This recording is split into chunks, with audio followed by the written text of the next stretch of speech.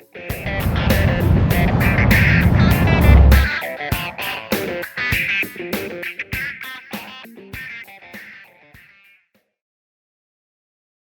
right, everybody, welcome to Science Cafe, New Hampshire, live. We are back in Meat Space. Yes, awesome. For at least a one-time event. Competing with Zumba. And if you want to dance, that's fine, but please back up. If you have trouble hearing, this is the only speaker we got. Feel free to move forward. All right, let me ask real quick. How many of you have been to a in-person Science Cafe before? Pretty much all of you. And how many of you have seen any of the online ones we've been doing? Okay, all right, pretty good. Well, so you all know the spiel. Science Cafe started about 10 years ago. A couple of science fans here in Nashua. Now there's 2 of them going. We had well over 100 of them. Choose a topic, get some semi-intelligent people to sit up in front for free and answer questions. And obviously COVID came along and kind of squelched it all. The folks in Nashua have been doing them online, as you know, and they will continue. Unfortunately, neither of us has any plans to come back into a restaurant or a bar because of COVID. I was doing the numbers before I showed up, unfortunately, which is why I'm wearing this mask. So anyway, yeah, unfortunately. So the topic tonight is Concord's clean energy plans, as you know, and clean energy in general. We have a third panelist who will be showing up. There he is. Oh, with his assistant. All right. Throw that on that. So, all right. So I will do my usual spiel, which is to basically hand it over to them, have them give you a 1 minute or 2 minute at the most introduction for themselves, say who they are and why you should pay any attention to them, and then I will ask the first question, and after that, it's up to you guys. So we're only here for about an hour. Usually it's 2 hours, so we'll need to keep moving, and we're going to keep the topic to clean energy. There's obviously a lot of semi-related and related climate change issues we could go into, but I think clean energy itself is enough for us to keep occupied. So I guess I'll start at the far end and introduce yourself. Hi, my name is Patrick Roach. I work for Good Energy. We are a consulting firm that helps cities and towns run community power or municipal aggregation programs, where essentially we're helping use the bulk buying power of the community to get residents and businesses better electricity rates, often cleaner electricity rates. And we work in Massachusetts, in Rhode Island. We're also working here in New Hampshire, working with the city of Keene right now and the town of Swansea. So we're excited to be up here talking about community power and clean energy. Thank you. I am Rob Werner. I serve on the City Council here in Concord. I also am the State Director for the League of Conservation Voters in New Hampshire. And I chair the Energy Committee. Chair the Energy Committee for the city, and look forward to talking about what we're up to. Hi, I'm Sam Evans-Brown. Until very, very recently, I was a public radio reporter, and just about 6 weeks ago, I took a new job with Clean Energy New Hampshire, which is the state's sort of leading clean energy policy shop. We spent a lot of time in that building behind you there. And I am not explicitly involved in Concord's plans, but I have spent a lot of time thinking about this stuff, which I suppose is why Dave invited me. Plus my other panelists dropped out when we moved so anyway. All right. So, okay, well, I will ask the first question, which is kind of an obvious one. We'll start with, as I said, Rob, as I warned you. So basically tell us what are Concord's clean energy plans and how did they come about?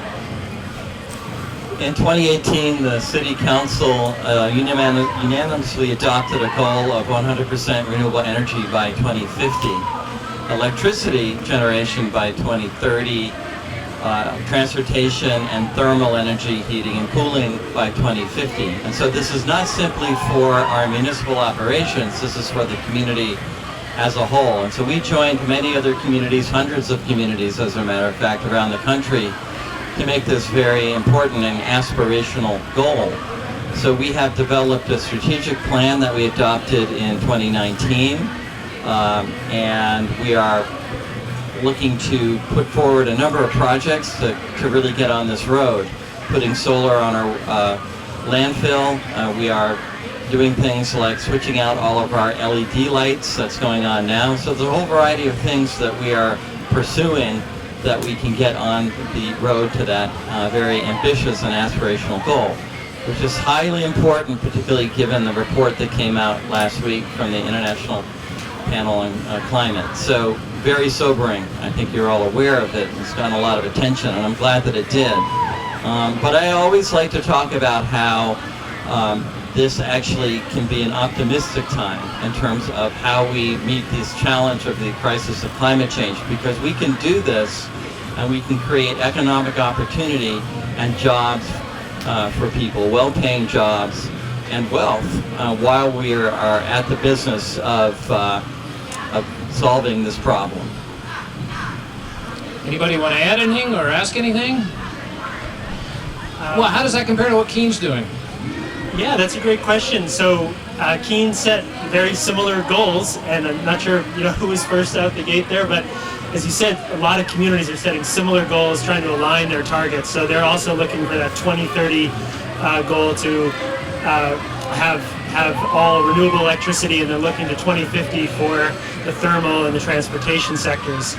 And I think I share Rob's excitement about this time because there is so much focus, and both from a financial and economic standpoint and technology standpoint, that although in one way 2030 seems right around the corner, from a technology standpoint, in 5 years so much can change. If we went back maybe a decade ago, offshore wind was really kind of just an idea. We were battling off the shore of Cape Cod about whether or not we were going to put in a few turbines, and now we have plans for a few gigawatts of offshore wind. So I think it's really exciting time to see what's going to be changing and how we can harness that. And I think it's a great time. And I'd say that to put sort of a point on what you just heard. The price of solar power has dropped nearly 90% over the last 10 years. The price of battery storage is falling. It's dropped 75% in the past 3 years, I think 4 years. I can't remember exactly what there was a report that just came out about this that laid this all out. Offshore wind, which when I started my career at New Hampshire Public Radio, there was much sort of discussion about offshore wind, but the talking point was always that it was too expensive. Offshore wind is now competing without subsidies in Europe, and I think once the manufacturing base is here in the United States as well, similarly you'll see prices for offshore wind start to drop to the point where once the investment tax credit, which is the main federal tax credit that wind operators take advantage of, once that starts to sunset, you'll still probably see prices for offshore wind that are below market rates. Which is already, the first couple of projects that have sold their power to states up and down the eastern seaboard, those prices are in fact lower than market rates. Of course, you can build in the federal subsidies, and you can see that it would be slightly more expensive right now, but really that's mostly reflective of the fact that the turbines are being built piece by piece. The towers in one city, the nacelles in another, and the blades in another in Europe, put on boats and then shipped across the ocean. And there's a lot of savings to be had once that starts to be done here in the United States. There have been announcements for a blade factory in Virginia, for a tower factory in Albany, New York, and I think they're making nacelles in Brooklyn, maybe? I can't quite remember. So it's happening, right? And I think the thing that I always try to communicate to people is that this is the most exciting time to be working in this right now, because what for so long was something that was sort of theoretical, it's happening right now. And you're going to start to see changes that accelerate incredibly quickly. I think that we're living in a very different world than when we switched from, say, wood to coal or from coal to oil. And I think that because we're in a globalized economy and where communication moves very quickly, you'll see people adopting these technologies much more quickly than in previous energy transitions. Cool. All righty. It's up to you folks. All right, we will start back here. I'm going to the person who's wearing a mask, you'll notice. All right. Hi. It was just in the paper this morning, I think, that maybe a correction was made, but on the city level, what is the status of the solar panel plant at the water plant or whatever. I mean, what is the status? Because it said that the city had tabled it or something. I mean, what's going on? Yeah, so I can give some fuller explanation of that.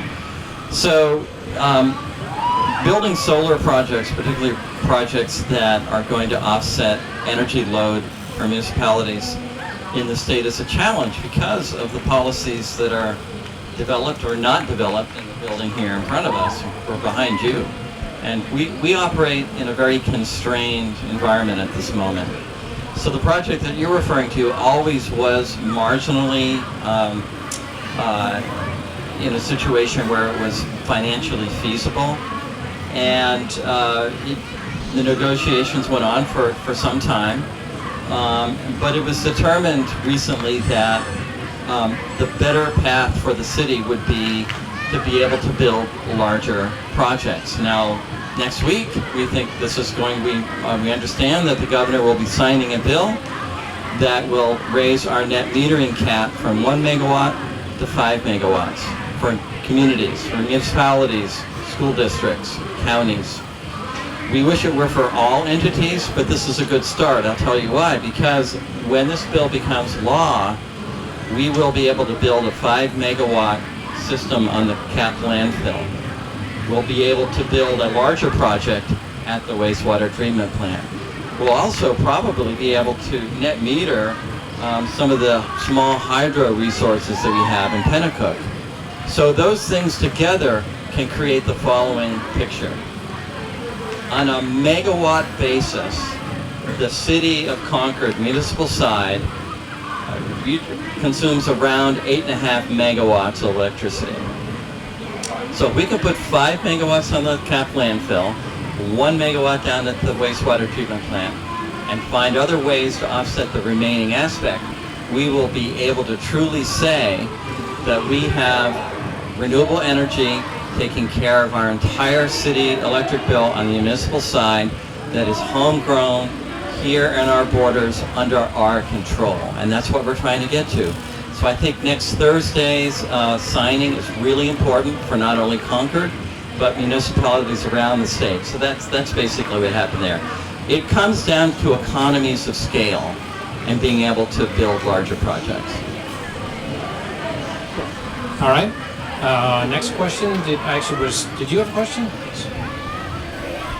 Hi. So the conversation has definitely taken more of the kind of turn that I kind of wanted to hear, which is challenges and how to overcome them. And this is not a topic that I really consider myself very knowledgeable about overall. And when I do read about it, sometimes I kind of don't really think I understand stuff.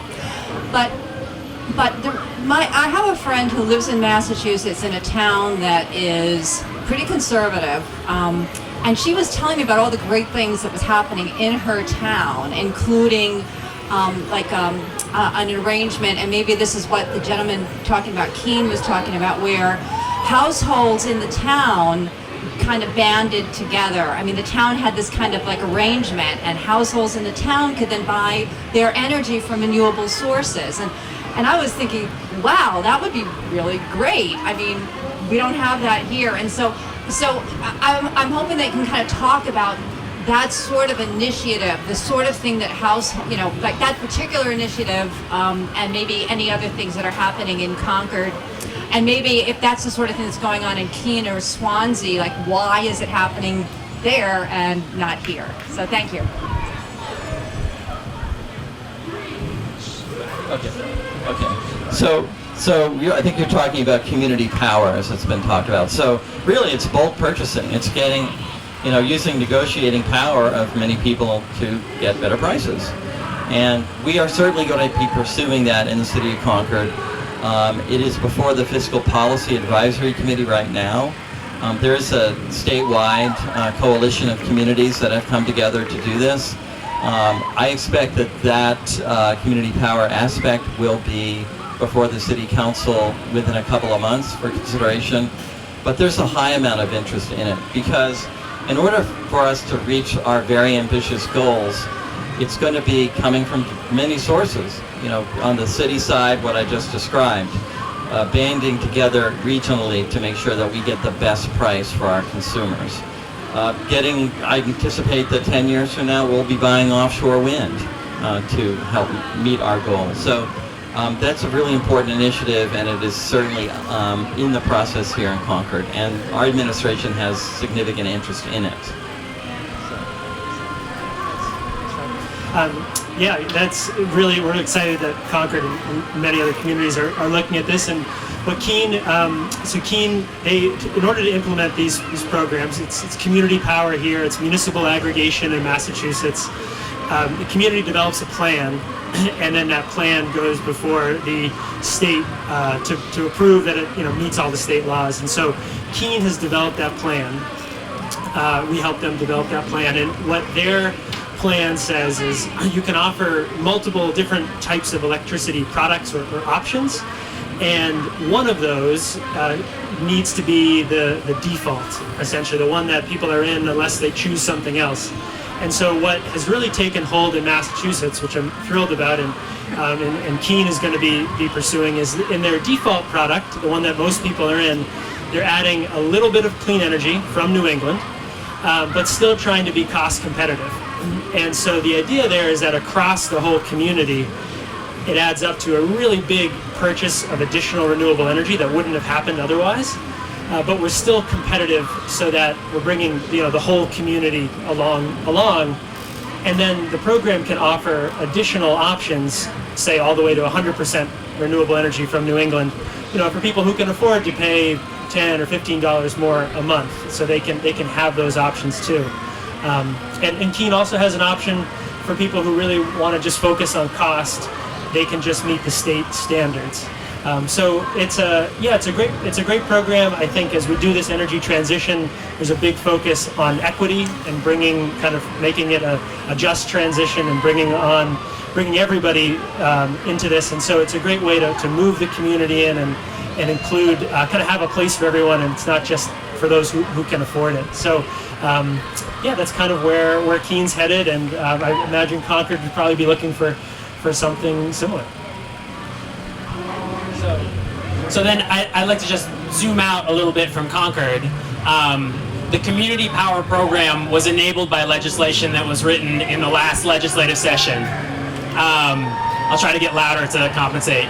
And the rules for that law have not been written yet. So although Keene has a plan, they finished that plan before the regulatory body had written the rules for the plan. It was a little bit trying to prod the regulators along and get them to finalize those rules. And what we've actually seen this summer is that the policymakers have essentially taken the summer off.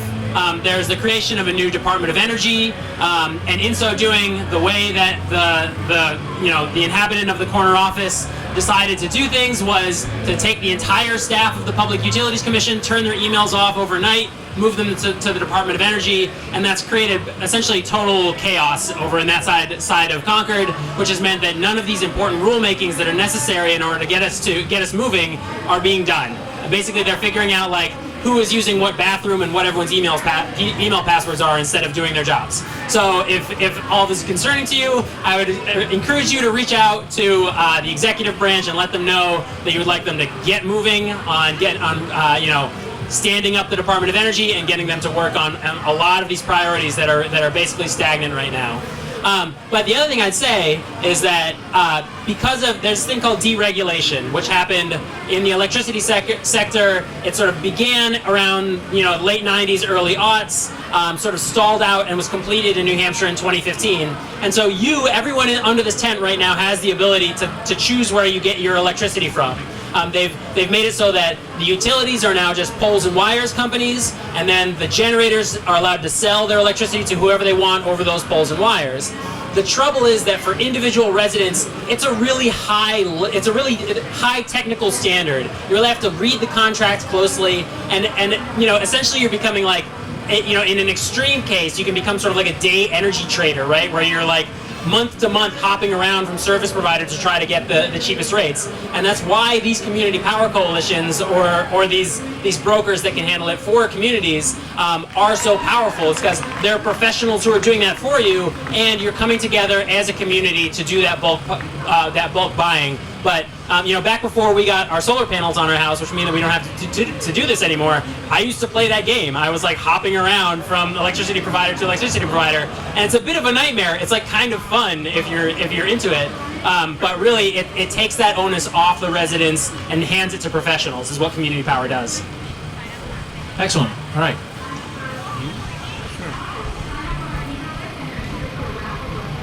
I'm wondering if there's a way we can have wind power in New Hampshire without putting these towers on the beautiful ridges and mountaintops, which are getting increasingly despoiled. Can we possibly stick them out in the ocean 30 miles offshore so we don't see them, or something like that? Well, that is happening now. It's happening in Massachusetts. There's a project called Vineyard Wind, which has recently been approved. 800 megawatts of power that's going to give electricity to 400,000 homes in Massachusetts. And, there was a reference earlier to a previous project. This is very different. This is 20 miles off the coast of Martha's Vineyard. You're very high-pressed to even see these things off those islands of Martha's Vineyard and Nantucket.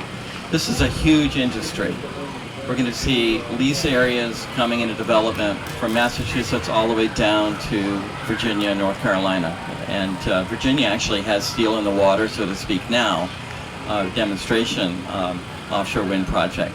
This is going to happen in the Gulf of Maine, and we are very supportive of it. I'm very supportive of it. I'm very supportive of it in terms of it is offshore. In the Gulf of Maine, it's likely to be a floating wind technology because of the topography of the continental shelf.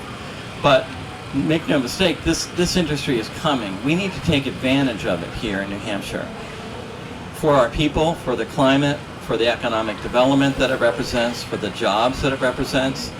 A place like Portsmouth, Pease, that area, very primed to play a key role in this development. So yeah, this is coming, and there's an organization called New England for Offshore Wind that I'm involved with, that many of us are involved with, that is a regional coalition that is really trying to bring all folks in New England, policymakers, citizens, elected officials together so that we can really work together for the benefit of the region.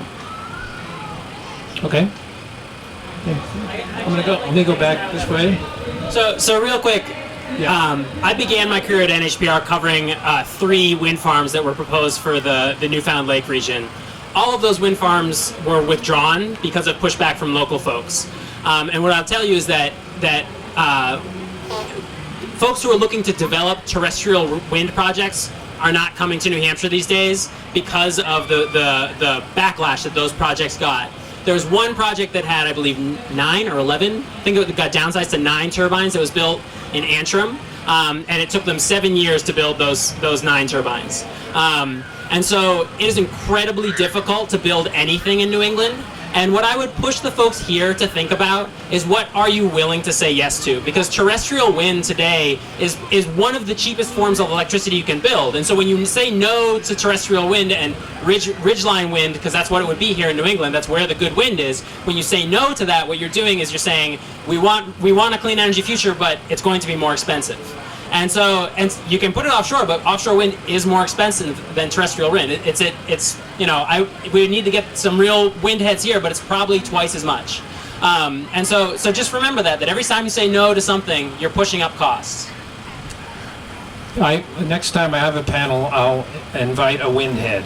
All right. Okay. All right. I got a question back here. Hello. I don't know how many people here ever actually look at their electricity bill. I went to a Public Utilities Commission hearing. And none of those people ever saw their own bills. They just had it paid out every month from the checking account. And in my case, there's 3 components of that bill. There's a meter fee, and there's a distribution fee, and there's a fee for the actual electricity. And the actual electricity is the smallest of those 3. If they offered me the free electricity, I'd be better off if instead they offered me a free meter. And so I think, increasing the price of electricity is not a biggie for somebody like me that is not a big user. I could pay more for electricity if that meant I could get something else less. And what's bugging me now is all these utilities are going out and asking for making the grid more reliable, building more distribution lines. So we're going to be stuck with that hefty distribution fee, into the perpetual future, because those lines will still be there.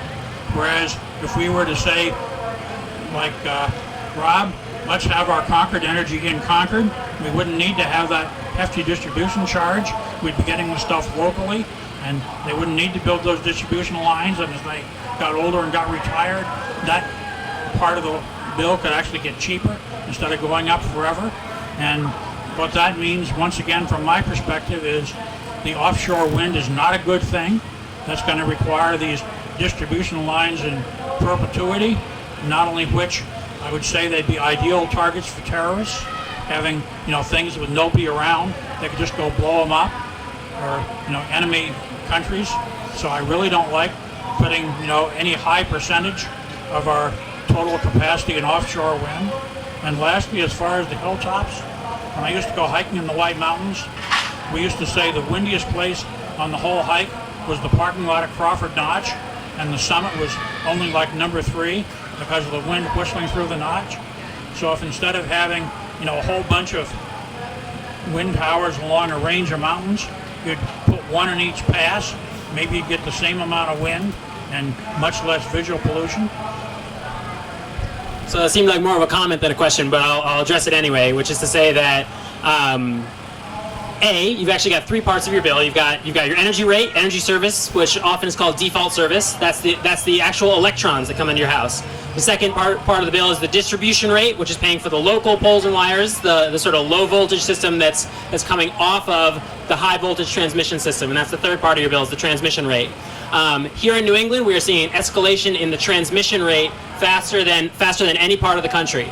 And the reason for that is that the utilities business model is that whenever they build something, they get a guaranteed rate of return, and that guaranteed rate of return is often north of 10%. So look at if you've got a Roth IRA or a mutual fund somewhere that's accumulating money for you. Look at what type of returns you're getting, and those are the guaranteed rates of returns that utilities get every time they build any type of hard infrastructure.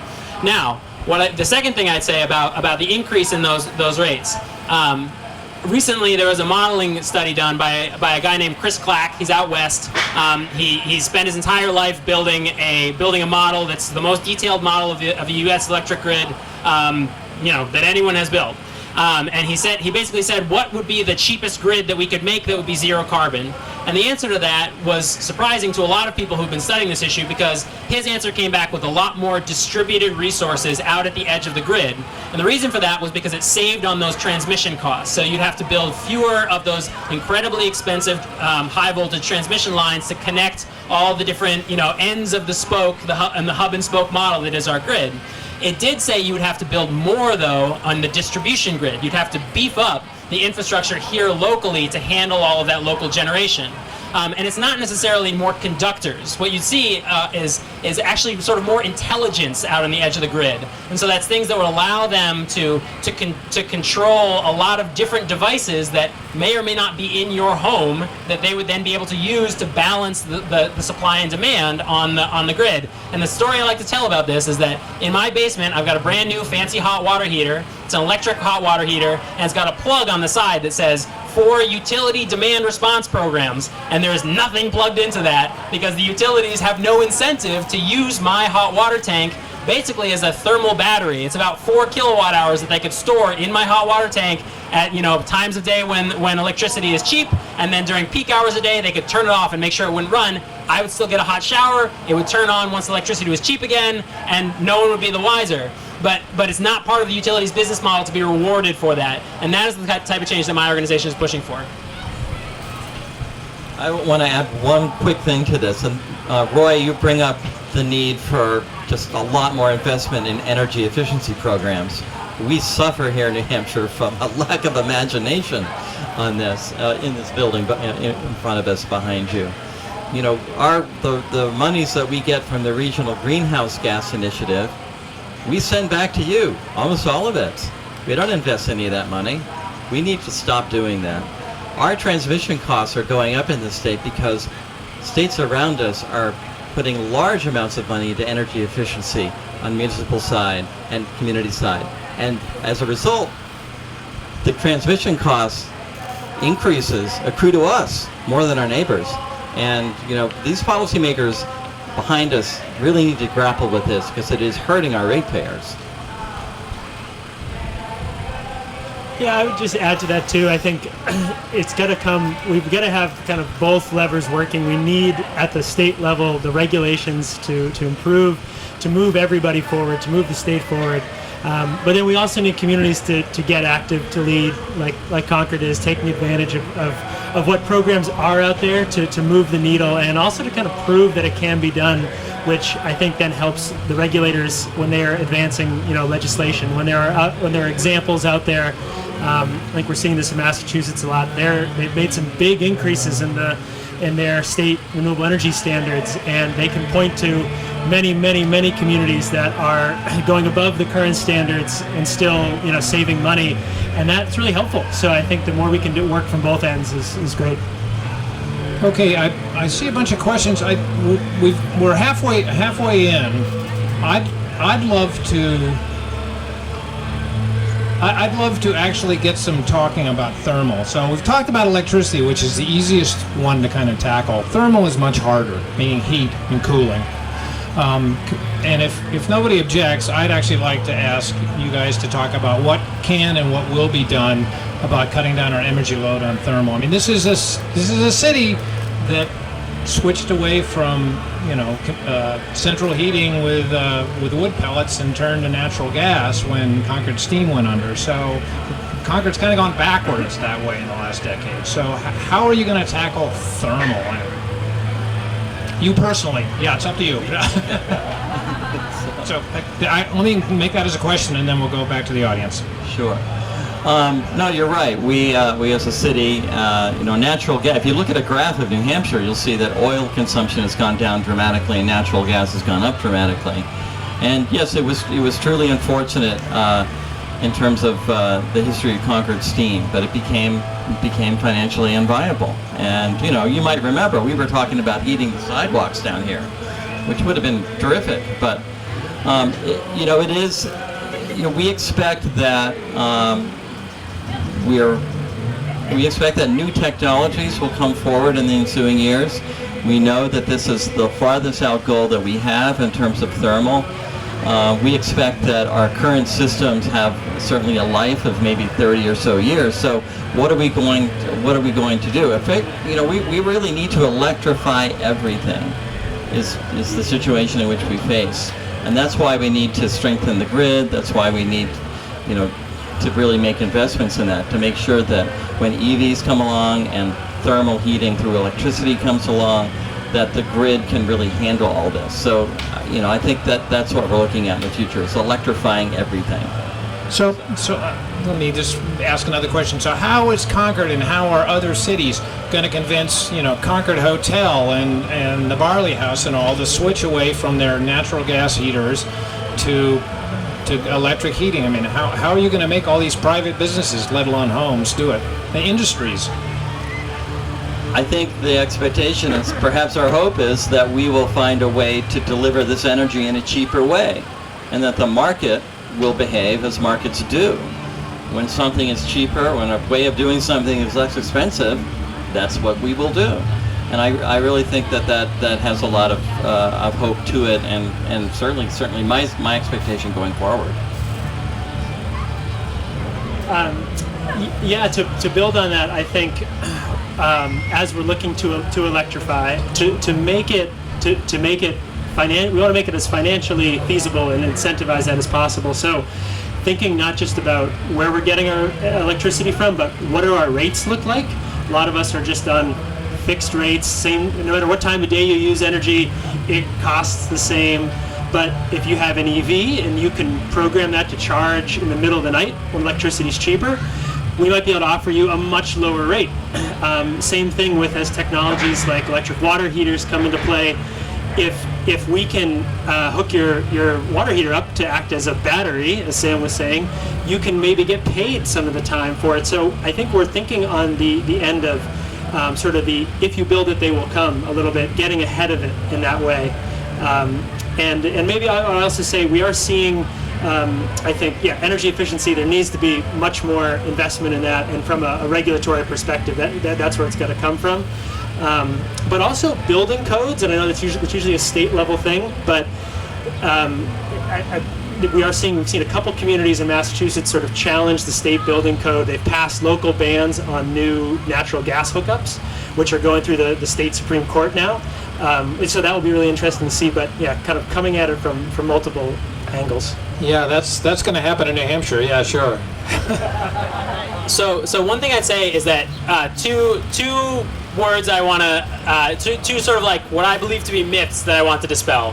One is, if you have not heard of a cold climate heat pump, you should look it up right now, because that's another technology that has improved incredibly rapidly over the last 10 years. So heat pumps got a bad name in the 90s because a lot of contractors were told these are these great cool things, you can install them, they work really well, and basically what happened is they were set so that if you set the heat to 78 degrees, the air came out of the thing at 78 degrees, and when you stand under something, that feels cold, right? The new ones that work now, it comes out at 120 degrees, and so they're wonderful to stand underneath. And not only that, but they've got incredibly good at extracting heat from the ambient outside air so that they can be generating heat down to negative 20 degrees Fahrenheit. And they're still at, essentially almost 2x efficiency, so 2 times more efficient than your standard baseboard electric heater, all the way down to like 12 degrees Fahrenheit. So they're kind of a magical technology. They're not creating heat, they're just moving heat around. It's like an air conditioner in reverse, and they've improved dramatically. So it's one of these key technologies that I think is going to make this all easier.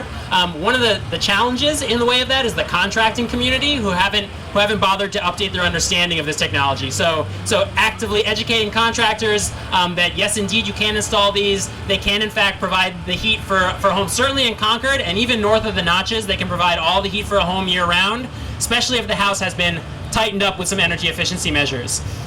So the selling of energy efficiency along with heat pumps is really like a killer business model. So if anyone knows a contractor who's looking to break in, like, direct that young man or woman in that direction.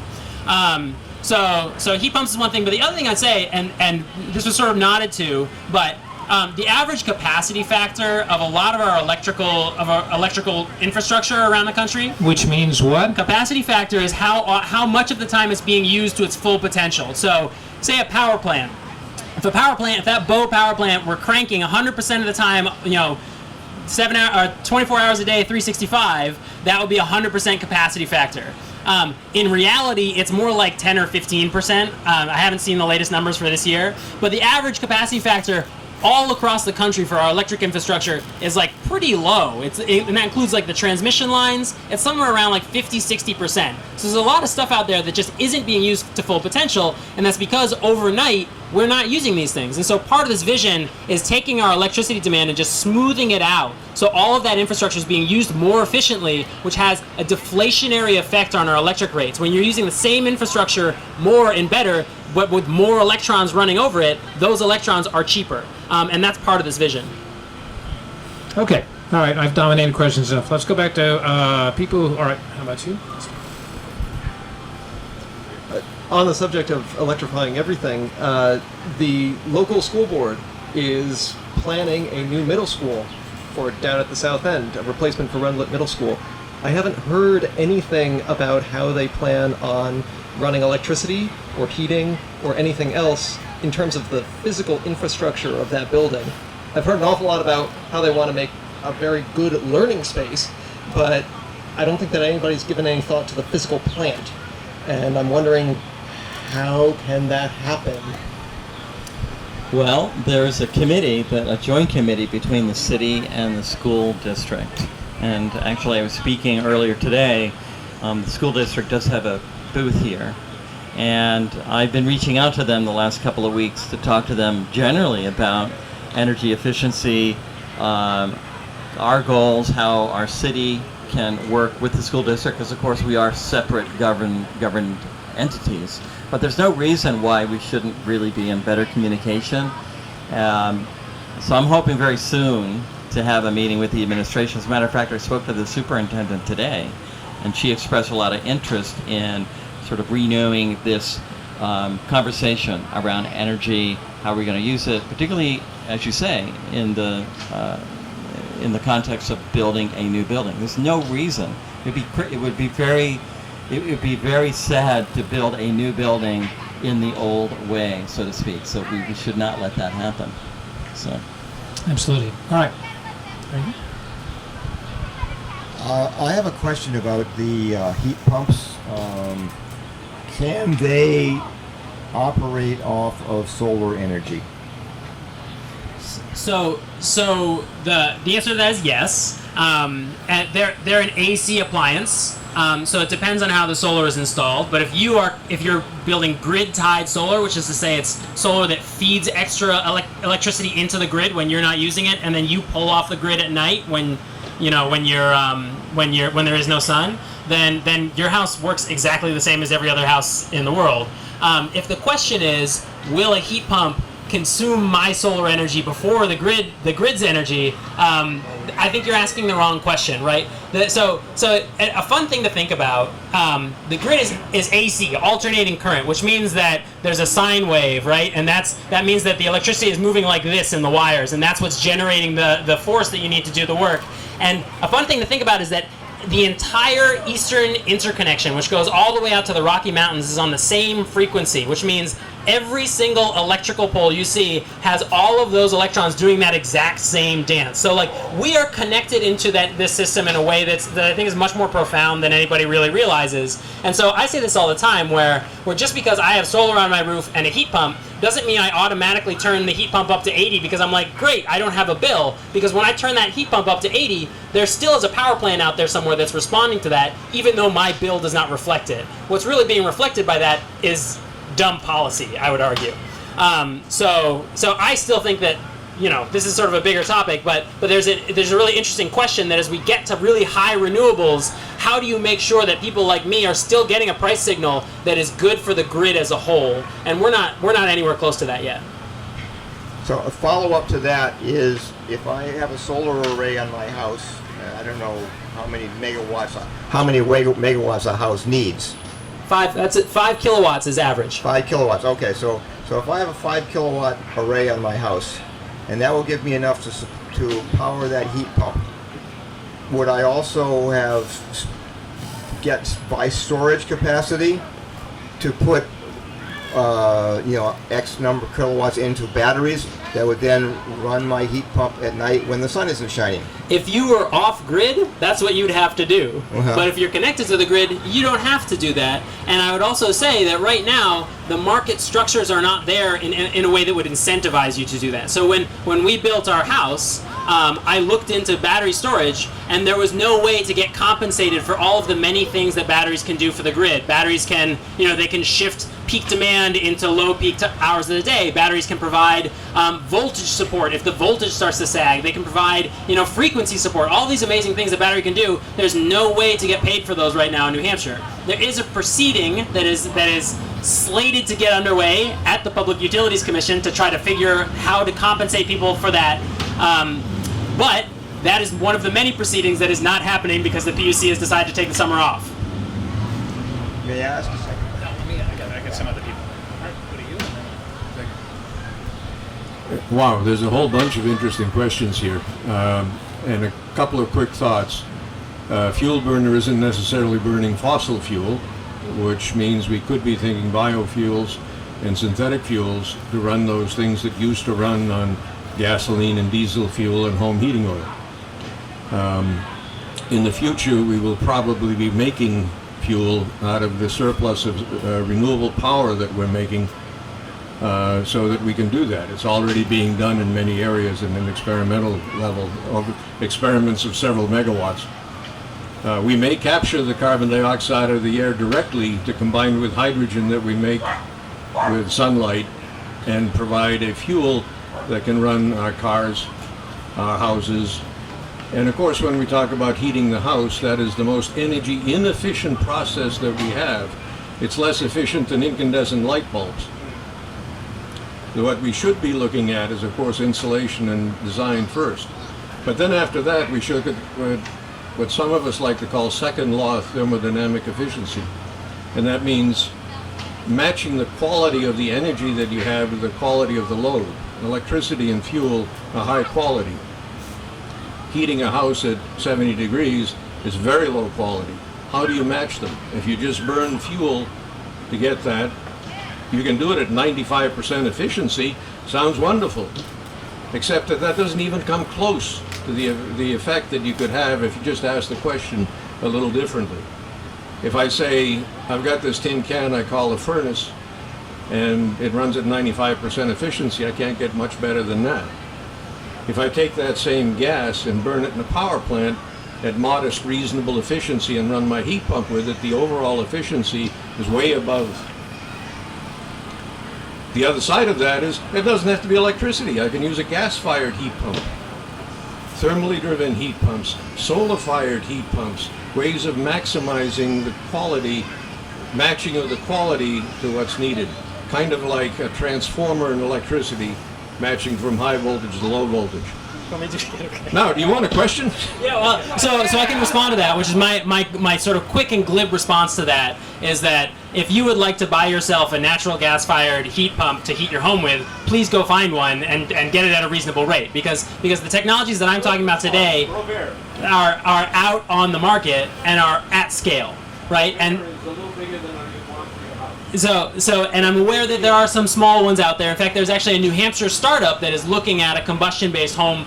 They're called IMBY Energy, which, to our previous discussion, it stands for In My Backyard Energy. But it could be run on biofuels. It could be run on natural gas in the interim. Could be run on synthetic fuels. But all of those technologies.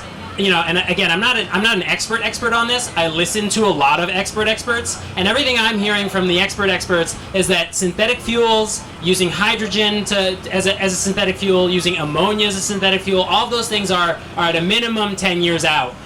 These are technologies that are ready today, things that we've been talking about so far. All right. I had other questions. Hi. So we have a lot of trees around our house, and the only way we get solar is to chop it down. That doesn't seem like a good idea. So in Canterbury, there was, I think, a church or somebody who had community power, not what was the thing? Yes, where they would basically sell and people could just buy locally, and you don't have to buy offshore wind. When you talk about community power, you're getting renewables, but you're getting them from all over, and then you got the transmission. So I would like to just buy locally from someone's solar field where someone is in the sun, and then I don't have to chop my trees down. So is that possible to happen in Concord? It sure is. It's community solar. There's no reason why we can't make those kinds of arrangements. But of course, it's back to a favorable environment, a regulatory environment created by our legislators, and that's where we're behind the rest of this region. You'll see these kinds of arrangements happening in other parts of our region, not so much here, but again, it's the policy environment in which we operate in is difficult compared to our neighboring states. Yeah, I think that's spot on, and I might just add, Sam was talking a little bit about our interconnected grid, and I think this is a good example of that, where a lot of people can't put solar on their homes, or they're renters, and they don't own the roof, or they can't afford it, and so we've got to find as many ways as possible to open up the clean energy economy to people, because demand is driving the market, and there's so many people out there who have the demand, I think, but can't quite get connected to it. So new solutions that are enabled by regulation, like virtual net metering or community power, where we're using your collective buying power to add demand for affordable clean energy. We just got to start doing that and taking advantage of what's out there. Okay, I got a question way back here. Hi. So my question is kind of going back to, we talked about it a little bit, but transmission. So I'm curious, two parts. One is if Concord is putting in or proposing to put in some community or city solar, what are the barriers for transmission? Just because, you know, for example, you guys also mentioned the Antrim Wind Farm, and I know as part of that project, they built that Tuttle Hill substation. So I'm just curious what Concord's response to that is, and then also, in your experience working with other communities, what solutions have you seen other communities do to solve the transmission issue? Well, for the city side, let's take the proposed, or what we hope to be building, a 5 megawatt system on the Cap landfill on Old Turnpike Road. It's a perfect site because 3-phase power, which is what you really need, goes right over there. So that can be connected directly into our systems and to take our accounts off the book, so to speak, and put it onto that. Now, I will tell you that it is true that from a technical point of view that Concord on the city side is 100% renewable energy now because we buy renewable energy credits from Texas Wind. But what we truly want to do, as I talked about before, is get to a situation and create a situation where the transmission is within our borders and that we have control over it, and so that it can really offset directly our city electric costs to start with, and then figure out ways later on and strategies that can expand that to our entire community in future years. But that's where we want to start.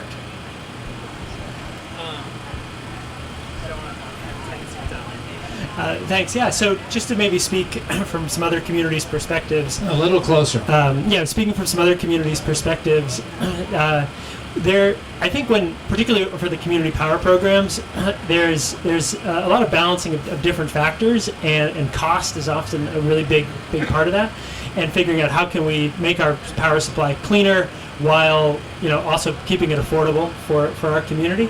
So what we've seen a lot of our communities do is they focus to try to buy their renewable energy, their extra renewable energy, from within state as close as possible to minimize the need for transmission.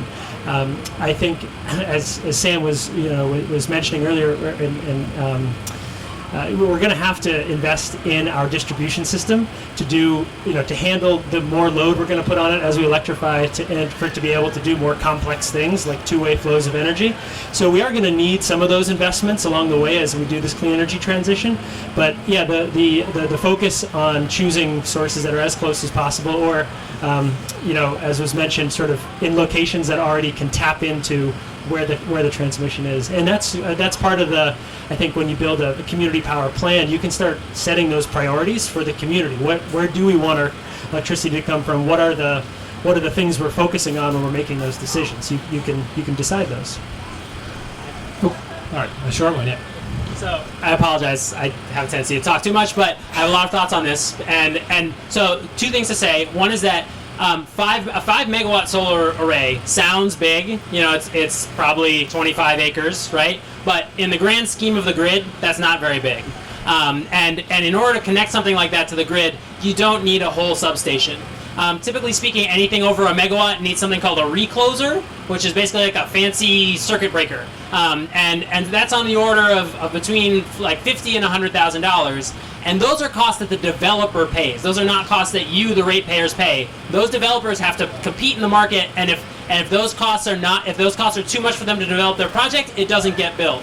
And similarly with a substation. So Vineyard Wind, which is 800 megawatts and is coming to shore on Cape Cod, that's big enough that they have to build a substation for that project. I'm actually a little surprised that Antrim had to build a substation. Chelsea, it might not be that great a spot, but I don't know. I'm no engineer.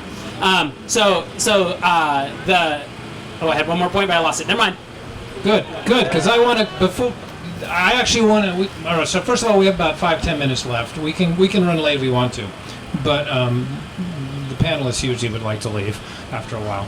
So I have a point I want to make, which is that an even more complicated thing than thermal is the built environment. And let's talk about Exit 17, the development there, which is wonderful. The people who have been waiting for a market basket for 20 years are ecstatic, but it's exactly what we don't want to have, right? Everybody's going to have to drive a long way to get to it, and it's these buildings out in the middle of these big parking lots, and it's so. How can Concord stop that from happening? Not that particular one, but in general from happening, because that's what has brought us to where we are. So I'll say one thing, and then I'll hand to Rob. He can tell you how he's going to put a stop to exit 17 personally. No, I would say that new development, you can feel how you'd like about new development, but it does not necessarily have to be high carbon.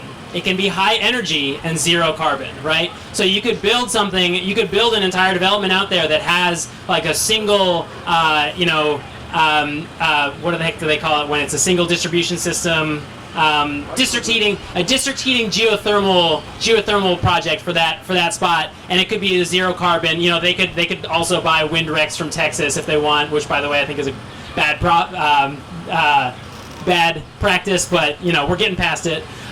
So and then if we all were driving electric vehicles again like that, you can feel how you want about urban sprawl, but urban sprawl is not de facto high carbon. So then the question is, what do you want your community to look like? And that is somewhat a separate question from can we have a high energy zero carbon society? Okay. The short answer to the question is Concord taking a look at what many other communities around the country have done, which is to require certain types of construction and energy generation by regulation. Simply, you're not building in this community unless you do X, Y, Z. And so I certainly want to take a look at that.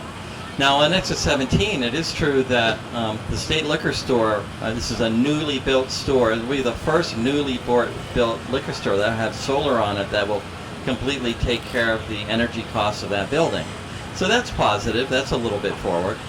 Also, just so you know, there will be 12, maybe as many as 16 charging stations at that location. Most of them will be Teslas. Some of them will be universal, but Tesla is looking at opening up their charging infrastructure to other manufacturers, which is a very positive step, and I think it's a good business model and a good business move for them. So the short answer, it's regulation. Yeah, but it's also privately owned land, and people, to a certain extent, this is New Hampshire, you can do what you want with it. There's only so much you can force people, and we run into that all the time. And to me, you talked about building codes. We're 3 years, at least, maybe 6 years now behind on building codes, and we were screaming. It was hard to drag them into the 21st century at all. Anyway. So I have one last thought on that, and actually touches on the middle school question from before as well, which is that there's a huge amount of outreach and education that needs to be done to the contractor and architect community who've just been like doing the thing that they've been doing, for the past 40 years, and they really don't like to change. They change quite slowly, and there's a lot of sort of like once bitten, twice shy mentality amongst that crowd. If anyone is part of that community and has thoughts about how to reach them, I'm all ears. Come find me afterward. Okay, cool. All right, another question. Anybody else who hasn't asked one yet? I'll start with you. You make it quick. So there's also the possibility of a new development. Down by Manchester Street, right? It looked like they were planning on putting in a new gas station. Why are we building new fossil fuel infrastructure today that's going to be there for decades, probably past the obsolescence of the internal combustion vehicle? Why are we not requiring them to install electric charging stations there? Because most renters don't have access to that in the normal course of things. So my short answer is that that's because we need more than just individual action. We need systems change. And if you're interested in systems change, I would encourage all of you to get involved with an organization that is aligned with your particular ideology, because there are folks who are working on this across the ideological spectrum. And both Rob and I work for such organizations. Feel free to get involved as a member or as a major philanthropic donor. We are happy to hire the staff who will do the work in the State House and the Public Utilities Commission that will try to get better rules and regulations on the books. That's what we do. So I will say that the number of gas stations in New Hampshire has been falling for more than 10 years. I did a story on it a while back. Particularly, now all of that was the independent garages. They've pretty much all gone under, and all the convenience stores are still around. But it actually, there are fewer gas stations than your dad was able to drive to. I think as a species, we all have a certain amount of inertia, and Sam has referred to it in terms of the certain profession or way we look at things. And we're doing it this way because that's the way we have done it. And so I think so much of human behavior kind of falls into that pattern, and we have to fight to change that pattern. And it can be contentious, but yes, I think there needs to be attention paid to particularly a development that has not gone very far in the planning on the drawing boards. What can we do in the front end to get the best possible situation out of that, as you suggest? So, have a situation like Ford announced about a week and a half ago that they expect to be investing more money in, not necessarily most, but more money in renewables and electric vehicles than gas-powered vehicles as early as 2023. So you see the market demand and the shift starting to happen there. And you're right, we're going to need less of the old infrastructure and more of the new infrastructure. So. Oh, that sounds like stranded costs. Anyway, all right, last question, and then I will ask you three to each have a last statement. It was brought up that the community is thinking about building a new school. A two-part question. Are they thinking of exploring geothermal? Number one. And number two, can geothermal be used to produce electricity?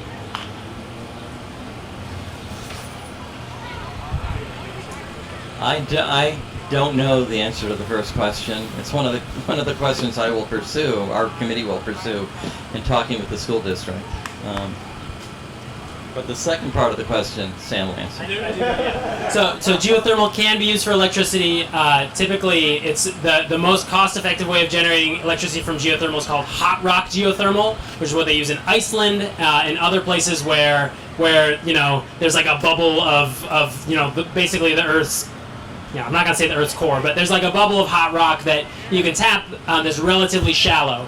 However, increasingly, this is one of the areas in which I'm actually quite optimistic. There are increasingly drilling technologies, largely gleaned from the fracking industry, that are going to allow the geothermal industry perhaps to bring down the cost of geothermal in places like New Hampshire that aren't necessarily geologically suited for hot rock geothermal. That is another one of the really interesting technologies that I would love to see, but I would argue is at least 10 years out. Yeah, and just to add a little bit to the geothermal thing, there are some pilots that are getting going on geo microdistricts, and it just like we're maybe leveraging the technology, what we learned from fracking, how to drill really well. We also have these companies out there who are really good at delivering natural gas via pipes and building pipes and laying pipe, and they're looking for a business model for the future.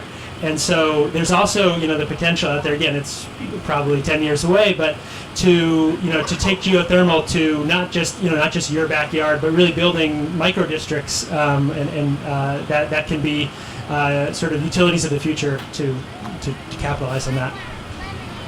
Excellent. All right. Well, as long as you're holding the microphone, do you want to have and as long as Sam is otherwise occupied, have a sort of a closing statement?